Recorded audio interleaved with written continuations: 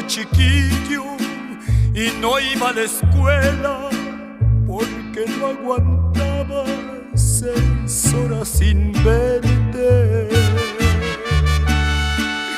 Siempre juntos creció mi cariño y un día me gritaste: me gustan los hombres, me aburren los niños.